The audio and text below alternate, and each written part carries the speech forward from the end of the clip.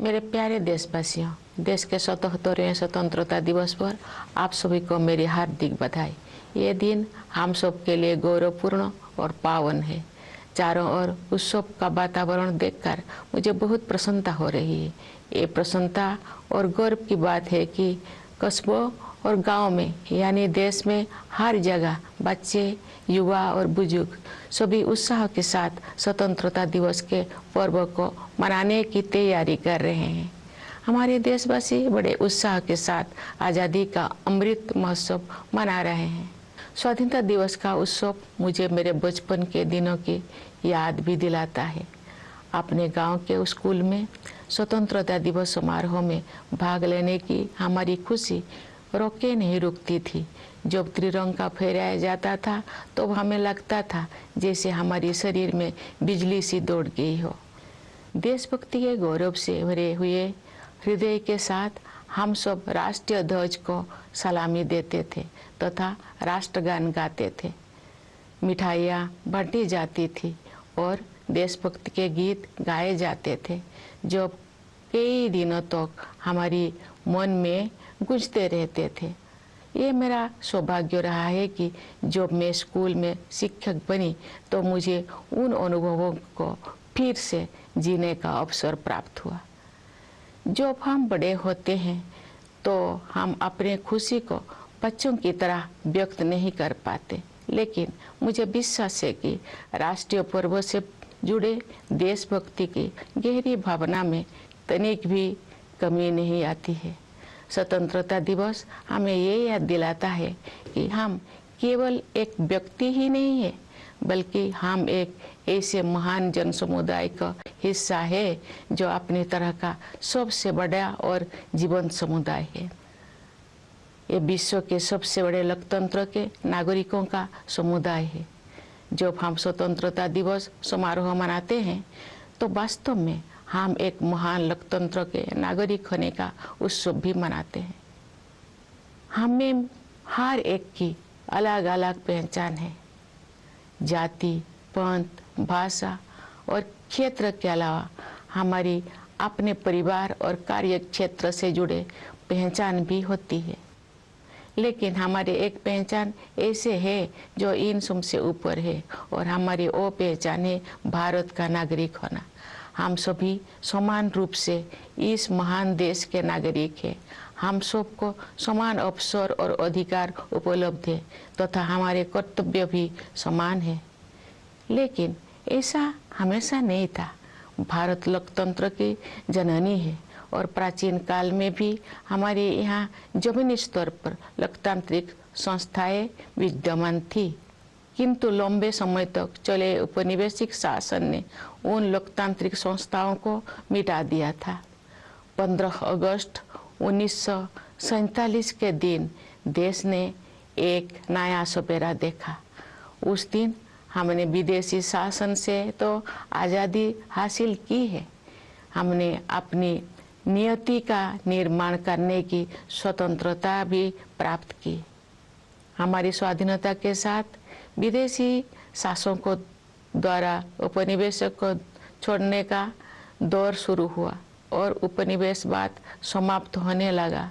हमारे द्वारा स्वाधीनता के लक्ष्यों को प्राप्त करना तो महत्वपूर्ण था ही, लेकिन उससे भी अधिक उल्लेखनीय है हमारे स्वाधीनता संग्राम का अनोखा तरीका। महात्मा गांधी तथा अनेक असाधारण एवं दूरदर्शी विभूतियों के नेतृत्व में हमारा राष्ट्रीय आंदोलन अद्वितीय आदर्श से अनुप्राणित था। गांधी जी तथा अन्य महानायकों ने भारत की आत्मा को फिर से जगाया और हमारी महान सभ्यता के मूल्यों का जन जन में संचार किया। भारत के ज्वलंत उदाहरण का अनुसरण करते हुए हमारे स्वाधीनता संग्राम की आधारशिला सत्य और अहिंसा को पूरी दुनिया के अनेक राजनीतिक संघर्षों में सफलतापूर्वक अपनाया गया है। स्वतंत्रता दिवस की पूर्व संध्या पर मैं भारत के नागरिकों के साथ एकजुट होकर सभी ज्ञात और अज्ञात स्वतंत्रता सेनानियों को कृतज्ञतापूर्वक श्रद्धांजलि अर्पित करती हूँ। उनके असंख्य बलिदानों से भारत ने विश्व समुदाय में अपना स्वाभिमानपूर्ण स्थान फिर से प्राप्त किया। मातंगिनी हाजरा और कनकलता बरुआ जैसे वीरांगनाओं ने भारत माता के लिए अपने प्राण निछावर कर दिया। माँ कस्तूरबा राष्ट्रपिता महात्मा गांधी के साथ कदम से कदम मिलाकर सत्याग्रह के मार्ग पर चलती रही। सरोजिनी नायडू, ओमू स्वामीनाथन, रमा देवी, अरुणा आसफ अली और सुचेता कृपलानी जैसे अनेक महिला विभूतियों ने अपने बाद की सभी पीढ़ियों की महिलाओं के लिए आत्मविश्वास के साथ देश तथा समाज की सेवा करने के प्रेरक आदर्श प्रस्तुत किए हैं। आज महिलाएं विकास और देश सेवा के हर क्षेत्र में बढ़ चढ़कर योगदान दे रही हैं तथा राष्ट्र का गौरव बढ़ा रहे हैं। आज हमारी महिलाओं ने ऐसे अनेक क्षेत्रों में अपना विशेष स्थान बना लिया है जिनमें कुछ दशकों को पहले उनकी भागीदारी की कल्पना भी नहीं की जा सकती थी। मुझे ये देखकर प्रसन्नता होती है कि हमारे देश में महिलाओं के आर्थिक सशक्तिकरण पर विशेष ध्यान दिया जा रहा है। आर्थिक सशक्तिकरण से परिवार और समाज में महिलाओं की स्थिति मजबूत होती है। मैं सभी देशवासियों से आग्रह करती हूँ कि वे महिला सशक्तिकरण को प्राथमिकता दें। मैं चाहूँगी कि हमारी बहनें और बेटियाँ साहस के साथ हर तरह की चुनौतियों का सामना करें और जीवन में आगे बढ़ें। महिलाओं का विकास स्वाधीनता संग्राम के आदर्श में शामिल है। प्यारे देशवासियों, स्वतंत्रता दिवस हमारे लिए अपने इतिहास से पुनः जुड़ने का अवसर होता है। ये हमारे वर्तमान का आकलन करने और भविष्य की राह बनाने के बारे में चिंतन करने का अवसर भी है।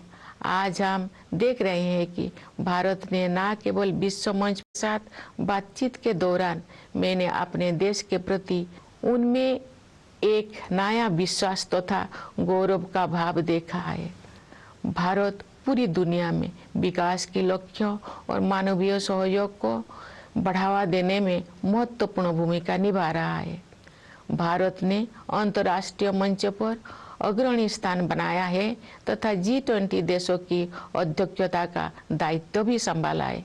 चूँकि G20 समूह दुनिया की 2/3 जनसंख्या का प्रतिनिधित्व करता है, इसलिए ये हमारे लिए वैश्विक प्राथमिकताओं को सही दिशा में ले जाने का एक अद्वितीय अवसर है। G20 की अध्यक्षता के माध्यम से भारत व्यापार और वित्त के क्षेत्र में हो रही निर्णयों को न्याय संगत प्रगति की ओर ले जाने में प्रयासरत है। व्यापार और वित्त के अलावा मानव विकास से जुड़े विषय भी कार्यसूची में शामिल किए गए हैं। ऐसे कई मुद्दे जो पूरे मानवता के लिए महत्वपूर्ण है और किसी भौगोलिक सीमा से बंधे हुए नहीं है। मुझे विश्वास है कि भारत के प्रभावी नेतृत्व के साथ G20 के सदस्य देश उन मोर्चों पर उपयोगी कार्रवाई को आगे बढ़ाएंगे। भारत की G20 की अध्यक्षता में एक नई बात यह है कि डिप्लोमेसी को जमीन से जोड़ा गया है। एक अंतर्राष्ट्रीय राजनयिक गतिविधि में लोगों की भागीदारी को प्रोत्साहित करने के लिए अपनी तरह का पहला अभियान चलाया गया है। उदाहरण के लिए ये देखकर मुझे अच्छा लगा कि स्कूलों और कॉलेजों में G20 से जुड़े विषयों पर आयोजित की जा रही गतिविधियों में विद्यार्थी उत्साहपूर्वक भाग ले रहे हैं। G20 से जुड़े कार्यक्रम के बारे में सभी नागरिकों में बहुत उत्साह देखने को मिल रहा है। प्यारे देशवासियों, सशक्तिकरण की भावना से युक्त इस उत्साह का संचार आज संभव हो पाया है क्योंकि हमारा देश सभी मोर्चों पर अच्छी प्रगति कर रही है। मुश्किल दौर में भारत की अर्थव्यवस्था न केवल समर्थ सिद्ध हुई है बल्कि दूसरों के लिए आशा का स्रोत भी बनी है। विश्व की अधिकांश अर्थव्यवस्थाएं नाजुक दौर से गुजर रही है। वैश्विक महामारी के कारण हुई आर्थिक संकट से विश्व समुदाय पूरी तरह बाहर नहीं आ पाया था कि अंतर्राष्ट्रीय पटल पर हो रही घटनाओं से अनिश्चितता का वातावरण और गंभीर हो गया है। फिर भी सरकार कठिन परिस्थितियों का अच्छी तरह सामना करने में सक्षम रही है। देश ने चुनौतियों को अवसरों में बदला है और प्रभावशाली जीडीपी ग्रोथ भी दर्ज की है। हमारे अन्नदाता किसानों ने हमारी आर्थिक वृद्धि में महत्वपूर्ण योगदान दिया है। राष्ट्र उनका ऋणी है। वैश्विक स्तर पर मुद्रास्फीति यानी इन्फ्लेशन चिंता का कारण बनी हुई है, लेकिन सरकार और रिजर्व बैंक इस पर काबू पाने में सफल रही है। सरकार ने जनसामान्य पर मुद्रास्फीति का अधिक प्रभाव नहीं पड़ने दिया है और साथ ही गरीबों को व्यापक सुरक्षा कवच भी प्रदान किया है। वैश्विक आर्थिक विकास के लिए दुनिया की निगाहें आज भारत पर टिकी हुई है। आज भारत विश्व की 5वीं सबसे बड़ी अर्थव्यवस्था बन गया है। विश्व में सबसे तेजी से बढ़ रही बड़ी अर्थव्यवस्था के रूप में भारत विश्व की 3री सबसे बड़ी अर्थव्यवस्था बनने की ओर अग्रसर है। हमारी आर्थिक प्रगति की इस यात्रा में समावेशी विकास पर जोर दिया जा रहा है। निरंतर हो रही आर्थिक प्रगति के 2 प्रमुख आयाम हैं। एक और व्यवसाय करना आसान बनाकर और रोजगार के अवसर पैदा करके उद्यमशीलता की संस्कृति को बढ़ावा दिया जा रहा है। दूसरे ओर जरूरतमंदों की सहायता के लिए विभिन्न क्षेत्रों में पहल की गई है तथा व्यापक स्तर पर कल्याणकारी कार्यक्रम चलाया जा रहे हैं। वंचितों को वरीयता प्रदान करना हमारी नीतियों और कार्य के केंद्र में रहता है। परिणाम स्वरूप पिछले दशकों में बड़ी संख्या में लोगों को गरीबी से बाहर निकलना संभव हो पाया है। इसी प्रकार आदिवासियों की स्थिति में सुधार लाने और उन्हें प्रगति की यात्रा में शामिल करने हेतु विशेष कार्यक्रम चलाया जा रहा है। मैं अपने आदिवासी भाई बहनों से अपील करती हूँ कि आप सब अपने परंपराओं को समृद्ध करते हुए आधुनिकता को अपनाएं। मुझे ये जानकर खुशी हुई है कि आर्थिक विकास के साथ साथ मानव विकास संबंधी सरकारों को भी उच्च प्राथमिकता दी जा रही है। मैं एक शिक्षक रही हूँ, इस नाते भी मैंने ये समझा है कि शिक्षा सामाजिक सशक्तिकरण का सबसे प्रभावी माध्यम है। वर्ष 2020 की राष्ट्रीय शिक्षा नीति से बदलाव आना शुरू हो गया है। विभिन्न स्तरों पर विद्यार्थियों और शिक्षाविदों के साथ मेरी बातचीत से मुझे ज्ञात हुआ है कि अध्ययन की प्रक्रिया अधिक फ्लेक्सिबल हो गया है। इस दूरदर्शी नीति का एक प्रमुख उद्देश्य प्राचीन मूल्यों को आधुनिक कौशल के साथ जोड़ना है।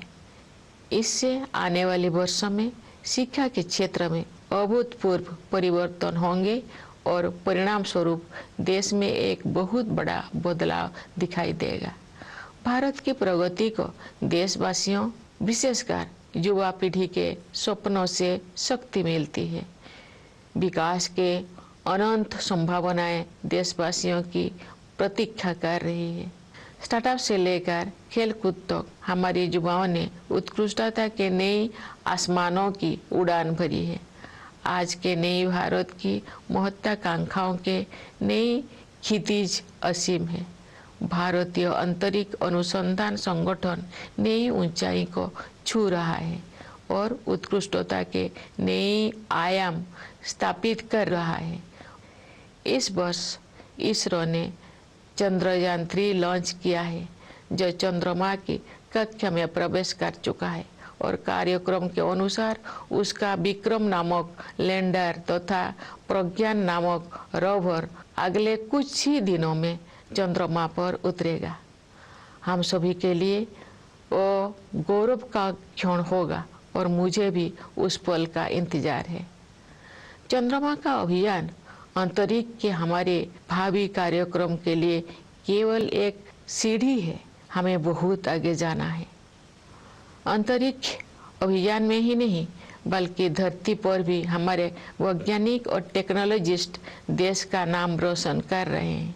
अनुसंधान, नवाचार तथा उद्यमशीलता को बढ़ावा देने के लिए अगले 5 वर्षों में 50,000 करोड़ रुपये की राशि के साथ सरकार द्वारा अनुसंधान नेशनल रिसर्च फाउंडेशन स्थापित किया जा रहा है।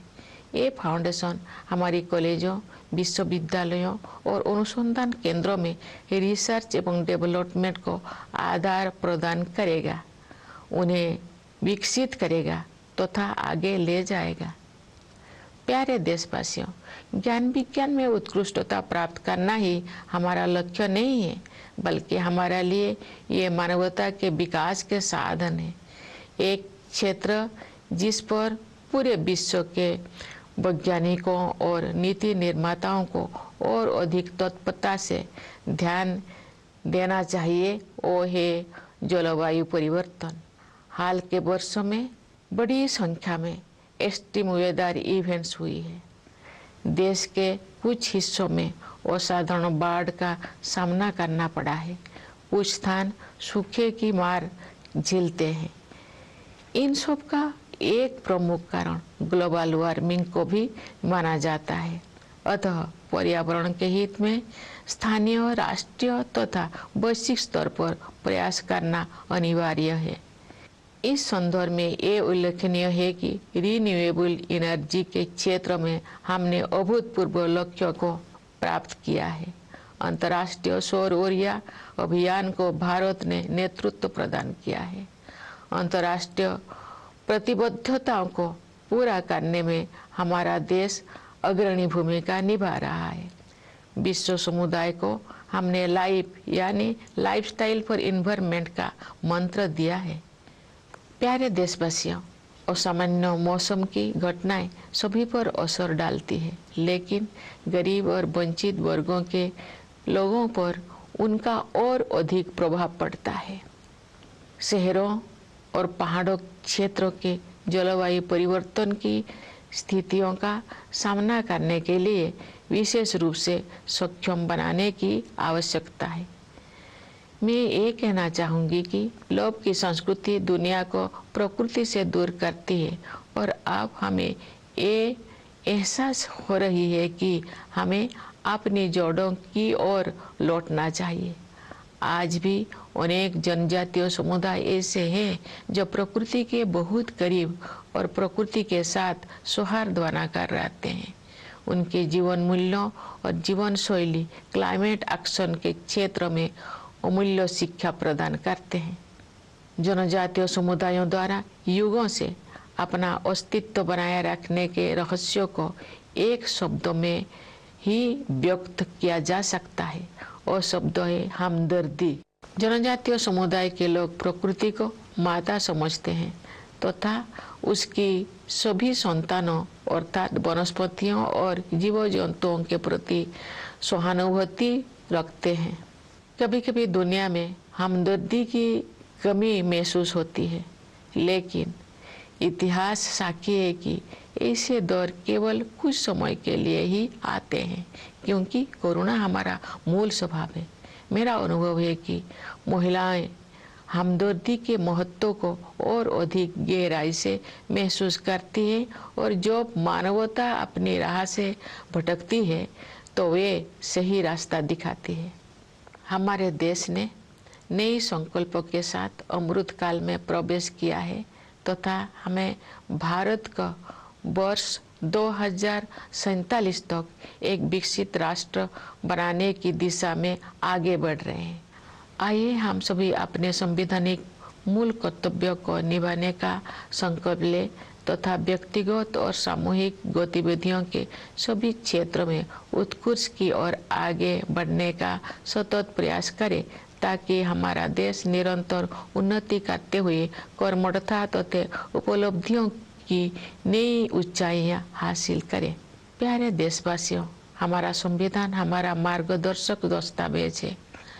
संविधान की प्रस्तावना में हमारे स्वाधीनता संग्राम के आदर्श समाहित है। आइए हम अपने राष्ट्र निर्माताओं के सपनों को साकार करने के लिए सद्भाव और भाईचारे की भावना के साथ आगे बढ़े। स्वतंत्रता दिवस की पूर्व संध्या पर मैं पुनः आप सबको विशेष रूप से सीमाओं की रक्षा करने वाले सेना के जवानों, अंतरिक्ष सुरक्षा प्रदान करने वाले सभी बलों एवं पुलिस के जवानों तथा दुनिया के विभिन्न हिस्सों में रहने वाले प्रवासी भारतीयों को बधाई देती हूँ। सभी प्यारे देशवासियों को बहुत बहुत शुभकामनाएं। धन्यवाद। जय हिंद, जय Bharat.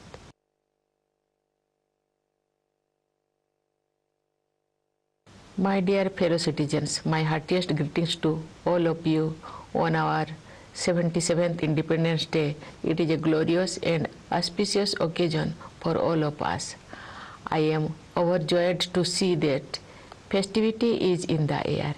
It is a matter of delight as well as pride for us to see how everyone, children, youth, and the elderly in cities and villages everywhere in India are excited and preparing to celebrate this festival of our freedom. The people have been celebrating Azadi Ka Amrit Mahotsav with great enthusiasm. Independence Day celebrations also remind me of my childhood days.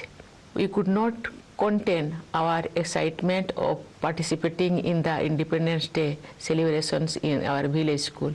When the tricolor was hosted, we felt an electrifying energy pass through us. With our hearts full of patriotic pride, we salute the national flag and sang the national anthem. Sweets were distributed and patriotic songs were sung, which kept playing in our minds for many days. I was fortunate in having an opportunity to relive these experiences when I became a school teacher.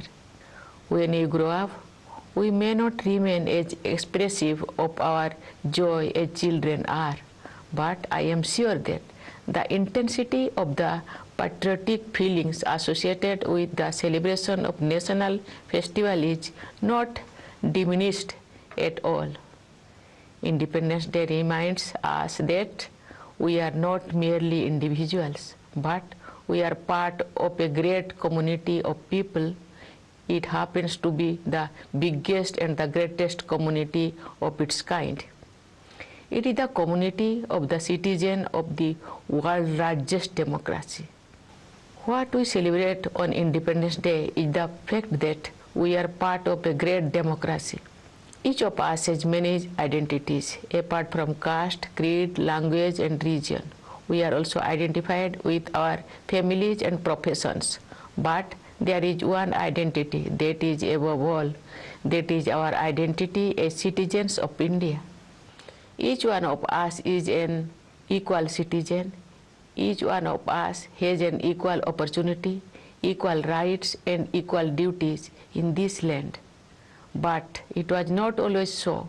India is the mother of democracy, and since ancient times, we had democratic institutions functioning at the grassroots. But long years of colonial rule wiped them out. On 15th August 1947, the nation woke up to a new dawn. We not only own freedom from foreign rule, but also the freedom to rewrite our destiny. With our independence began the era of foreign rulers, withdrawing from many colonies, and colonialism drew close to its end. What is special about our freedom struggle is not only the fact that its objective was achieved, but also how it was fought. Under the leadership of Mahatma Gandhi and a galaxy of extraordinary visionary leaders, our national movement was animated by a unique set of ideals. Gandhiji and others rekindled the soul of India and helped the nation rediscover its civilizational values. Following India's shining example, truth and non-violence, the cornerstone of our resistance, has been successfully employed in many political struggles around the world. On the eve of Independence Day, I join my fellow citizens in paying grateful tribute to the known and unknown freedom fighters whose sacrifices have made it possible for India to regain its rightful place in the Committee of Nations. Great women freedom fighters like Matangini Hajra and Kanakolata Borua laid down their lives for Bharat Mata. Ma Kosturaba matched the father of the nation, Mahatma Gandhi, every step of the way on the difficult path of Satyagraha. Many great women leaders like Sarojini Naidu, Amu Swaminathan, Rama Devi, Aruna Asaballi, and Sucheta Kripalani had set inspiring ideals for all future generations of women to serve the nation and the society with self-confidence. Today, women are contributing extensively in every field of development and service to the country and are enhancing the nation's pride. Today, our women have made their special place in many such fields in which their participation was unimaginable a few decades ago. I am happy to note that the economic empowerment of women is being given special focus in our country. Economic empowerment strengthens the position of women in the family and society. I urge all fellow citizens to give priority to women empowerment. I would like our sisters and daughters to overcome challenges with courage and move ahead in life. Development of women was among the ideals of our freedom struggle.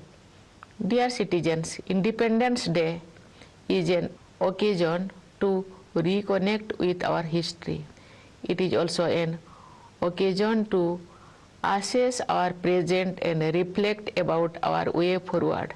Looking at the present, we see that India has not only regained its rightful place on the world stage, but it has also enhanced its standing in the international order.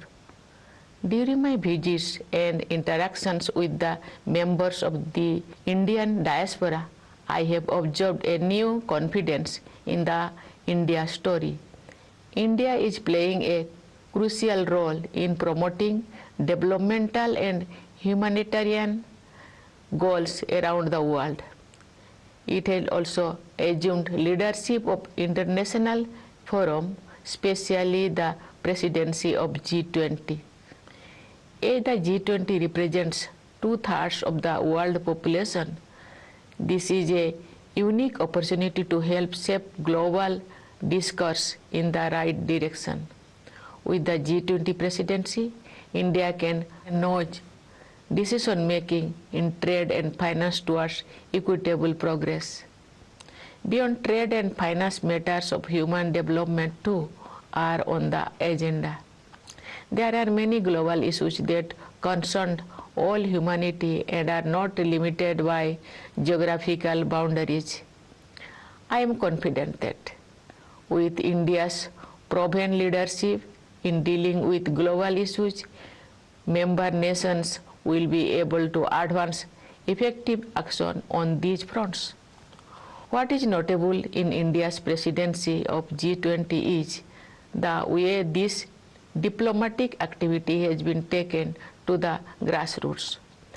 There has been a first of its kind campaign to encourage people's participation. It is delightful to see, for example, students enthusiastically participating in diverse contexts organized in schools and colleges touching upon the themes of G20. All the citizens are enthusiastic about events related to G20. Dear fellow citizens, this enthusiasm along with a sense of empowerment is possible because the nation has been taking great strides on all fronts. India's economy has proven to be not only resilient during turbulent times, but is also a beacon of hope for others. The world economy is passing through a delicate stage as the pandemic has been followed by international events that have added to the air of uncertainty. yet the government has been able to navigate the stormy waters very well. India has converted challenges into opportunities and has recorded high GDP growth. Our Annadata farmers have contributed significantly to our economic growth. The nation feels indebted to them. Inflation at the global level remains a cause for worry. But in India, the government and the Reserve Bank have managed to contain it. The government has succeeded in protecting the common people from high inflation, while also providing a more extensive security cover to the poor. The world looks up to India for global economic growth. The continued economic progress is driven by a two-pronged strategy. On the one hand, there is a sustained push to unleash the forces of enterprise by making it easier to do business and generate job opportunities. On the other, proactive and expanded welfare initiatives for the needy have been taken in various domains. Giving priority to the deprived remains the focus of our policies and actions that have lifted a large number of people out of poverty in the last decade. Similarly, there are specific programs to improve the conditions of tribals and encourage them to join the journey of progress. I appeal to our tribal brothers and sisters to enrich their traditions while embracing modernity. I am happy to note that along with economic growth, human development concerns have also been accorded high priority. Having been a teacher also, I have realized that education is the greatest tool of social empowerment. The National Education Policy of 2020 has started making a difference. From my interactions with students as well as educationists at various levels, I gather that the learning process has become more flexible. The visionary policy, which aims to merge ancient values with modern skills, will bring in unprecedented changes in the education sectors over the years, leading to a great transformation of the nation. India's economic progress is powered by the dreams of its people, particularly the young generation for whom limitless opportunities have opened up. From startups to sports, our youth have explored new horizons of excellence. The aspirations of the new India have infinite dimensions. The Indian Space Research Organization keeps scaling new heights and setting higher benchmarks of excellence. This year, ISRO launched Chandrayaan-3 and its lander named Vikram and its rover named Pragya are slated to land on the moon in the next few days. It will be a proud moment for all of us, and I look forward to it. But the mission to the moon is only a stepping stone for our future space programs. We have to go far ahead. For their work in space and also on Earth, our scientists and technologists are bringing laurels to the country. To foster the spirit of research, innovation, and entrepreneurship, the government is setting up the Anusandhan National Research Foundations with an amount of rupees 50,000 crore for next 5 years. The foundation will seed, grow, and promote research and development in our colleges, universities, and research institutions. Dear citizens, for us, science or knowledge are not ends in themselves, but are a means for the betterment of all the people. One area that merits urgent attention of scientists and policymakers all over the world is climate change. We have faced numerous extreme weather events in recent years. Parts of India have faced extraordinary floods.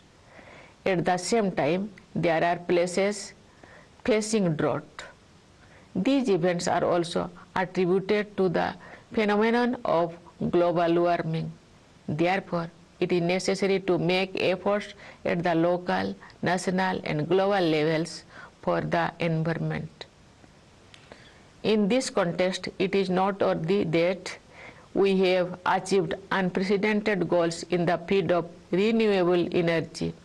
India is providing leadership to the International Solar Alliance. Our country is playing a leading role in fulfilling international commitments. We have given the mantra of life, that is lifestyle for environment, to the global community.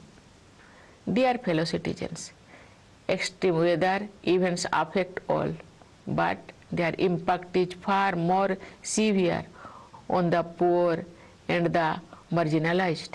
Cities and hilly terrains especially need to be made more resilient. The larger point here is that the culture of greed takes the world away from nature. We now realize the dire need to return to our roots. I know that there are still many tribal communities who live very close to nature and in harmony with it. Their values and lifestyle offer invaluable lessons for climate action. The secret of the survival of the tribal communities through ages can be summarized in one word. That single word is empathy. They have empathy for all Mother Nature's fellow children, flora and fauna alike. Sometimes, however, the world seems to be suffering from a deficit of empathy. But history shows that such periods are only aberrations, and kindness is our fundamental nature. It is my experience that women have empathy in greater measure, and they show the way when humanity goes astray. Our country has entered Amrit Kal with new resolutions, and we are moving forward towards making India an inclusive and developed nation by the year 2047. Let us all take a pledge to perform our fundamental duty to strive towards excellence in all spheres of individual and collective activity, so that the nation constantly rises to higher levels of endeavor and achievement. Dear fellow citizens, our Constitution is our guiding document. Its preamble contains the ideals of our freedom struggle. Let us move forward with the spirit of harmony and brotherhood to realize the dreams of our nation builders. On the eve of Independence Day, I once again extend my greetings to you all, especially to our soldiers guarding the borders, jawans of the forces, and the police providing internal security, and to the members of our diaspora living in every part of the world. I convey my best wishes to you all. Thank you. Jai Hind, Jai Bharat.